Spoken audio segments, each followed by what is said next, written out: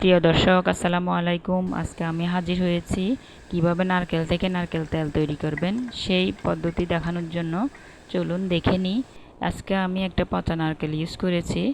ভাবলাম নারকেলটাকে নষ্ট না করে কাজে লাগাই। সবগুলো নারকেল উঠিয়ে ছোট ছোট করে এভাবে টুকরো করে নিয়েছি।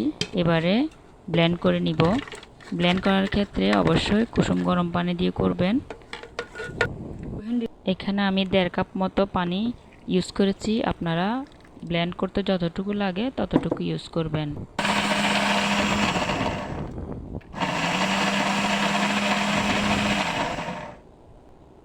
ব্লেন্ড করা হয়ে গেলে এরকম পাত্রে পাতলা একটা কাপড়ের সাহায্যে ছেঁকে নেবেন। ভিডিওটা সম্পূর্ণ দেখতে থাকুন, তাহলে বুঝতেই পারবেন। এই যে এইভাবে চেপে চেপে এখান থেকে সবগুলো পানি বের করে নেবেন।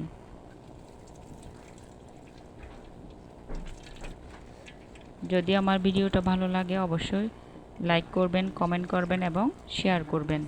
তো প্রিয় দর্শক, দেখুন এভাবে চেপে সবগুলো রস আমি বের করে নিচ্ছি এখান থেকে। এই যে অনেকটা দেখতে তরল দুধের মতো মনে হচ্ছে। এই পর্যায়ে এগুলো ঢেকে আমি 5 ঘন্টার মতো নর্মাল ফ্রিজে রাখবো। তারপর বের করে দেখেন এটা একটা প্রলেপ উপর দিয়ে বসে গেছে। এই যে দেখুন এইভাবে। এবারে একটা পরিষ্কার পাত্রে আমি সবগুলা উঠিয়ে নিচ্ছি। দেখুন যাতে পানি না থাকে এদিকে খেয়াল রাখবেন। সবগুলা উঠানোর পর আমি চুলাতে জাল করে নিব। এই যে দেখুন তাপ লাগার সাথেই কিন্তু এগুলা গলা শুরু করে দিয়েছে। এভাবে নেড়ে চেড়ে নেবেন। এইভাবে নেড়ে চেড়ে এগুলাকে ভালো করে জাল করে নেবেন। বারবার নাড়তে থাকবেন যাতে করে তলায় লেগে না যায়। তেলের পুষ্টিগুণ বাড়ানোর জন্য এখানে আমি কিছু উপাদান অ্যাড করব। দেখুন এখানে আমি নিব 1 চা চামচ পরিমাণ মেথি, 4-5টা আমলকি থেতো করে নিয়েছি এবং একটা মাঝারি সাইজের পেঁয়াজ।